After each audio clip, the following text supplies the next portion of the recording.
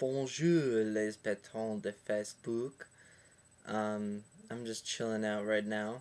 It's Sunday night, and I don't know, I've been procrastinating making this latest vlog. Been reading the Tao Te Ching.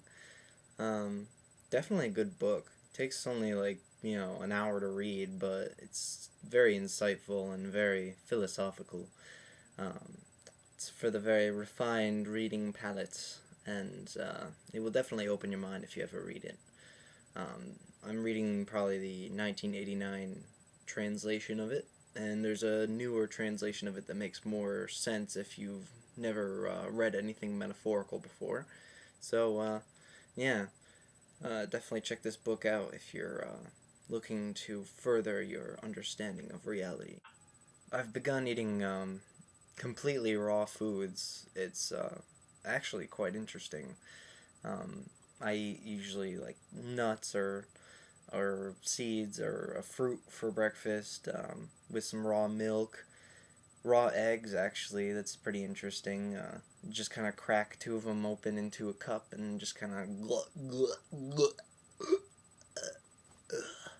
They don't really taste like anything. It's just like kind of weird to swallow a raw egg, but you get used to it, you know. Um, I've been soaking seeds and stuff, seeds and nuts in water maybe a few hours before eating them because it gets rid of the enzyme inhibitors that are inside of the nuts, allowing the enzymes to break down the food easily in your stomach. I've also been eating more salads. I like salads, so I mean, it's not really a big change. Been eating more, I don't know, just raw foods in general. I don't really cook anymore. It makes things tons of times easier, and it's really healthy for you. It cleans out your system real good. One thing that I think that I really like about raw foods is the green smoothies, where you just stick a bunch of greens like spinach or collards or I don't know, lettuce or chard or whatever into a blender, and then you put some fruit in it to cover up the taste of the greens with some water, and the chlorophyll from the greens oxygenates your blood, cleaning out any um, bloodborne bacteria that could be harmful to you, or fungus, or viruses, stuff like that. And, it gives your body a good time to detox. So, I'm gonna probably delve deeper into this raw dining food diet kind of thing. And, no, maybe I'll tell you how I feel after maybe a month of doing it, because I'm expecting some pretty awesome results. And I don't know, maybe whoever's watching this might want to try it too. I was just recently in Boston for, I don't know, 3 days for this NESE conference. It's the Northeastern Sustainable Energy Association conference. And I went there for 3 days, and I guess I am not a city person. I cannot stand the city. It's, in my opinion, a very horrible place. Number one, the air quality is horrible. Either you're breathing in cigarette smoke or fumes from cars. The food's pretty bad because it's all fast food. I don't know how anybody can survive living off of fast food in the city. And number three, the water tasted terrible, and the people were just, I don't know. There's something wrong with the people in the city. They're always hustling and bustling to get to work, and whenever you look at them, they always like look away, like they're embarrassed to have you notice that they were just looking at you or something like that. The other thing that I noticed about people in the city is they all kind of look like they're sick for some reason. Like, I was just on the subway, and I don't know, I was looking at some people, and they were just kind of like all pale and like sad looking, like and there was this Japanese midget who was staring at me, and I don't know, it was just kind of weird. I tried to make it look like I didn't realize or notice that the Japanese midget was staring at me, but like I could see in the corner of my eyes that they were just, staring straight at me, like, or more like,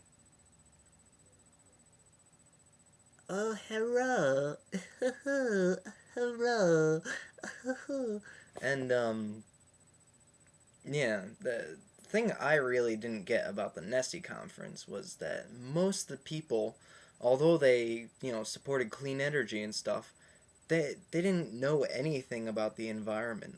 Like, they would just fucking go on stage and say, "Oh, well, we need to do all this to make clean energy more profitable."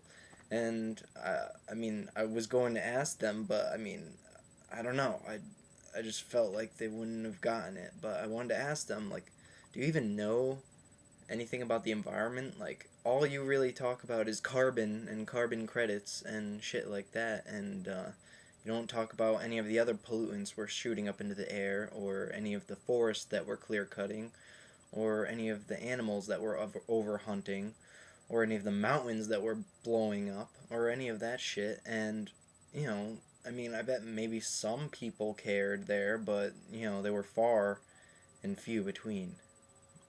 Or few and far between. Whichever way. It was pretty weird, being the only actual environmentalist there. Um, but, I guess that's how the business world works. Guess the only way that we're going to get clean energy to go through is if it becomes more profitable. But enough about the Boston trip that I just took. I don't know. I guess I've discovered this farm over in Colorado called Earth Mountain Educational Center. And it's a small community of farmers who usually hold maybe 6 or so woofers. That's what they call organic farm volunteers, woofers. And I'm planning on going over there maybe around, I don't know, April 20th, 420, or 421, Earth Day.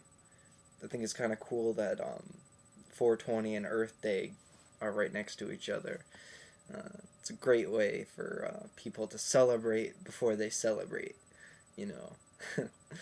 But, anyways, I don't know, I think I might check it out.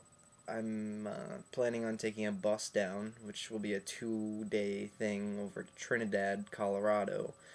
Get to see plenty of America, get to meet plenty of people, and I guess instead of going to Silver Lake, which I had planned earlier, I'm going to go do this, because, I mean, I've been to Silver Lake for like 5 years now, and I don't know, this seems like one of the only chances I'm going to get to actually go over to Colorado this year.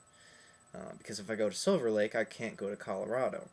But if I go to Colorado, I can always go to Silver Lake next year.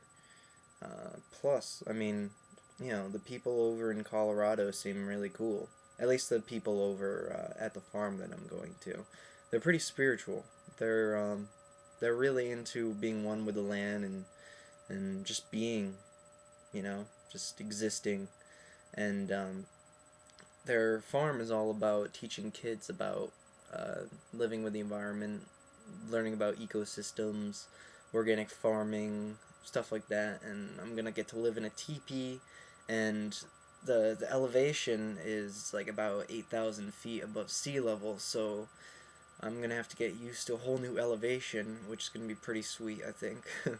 But I guess that's what's going to be happening in the next couple of months or so.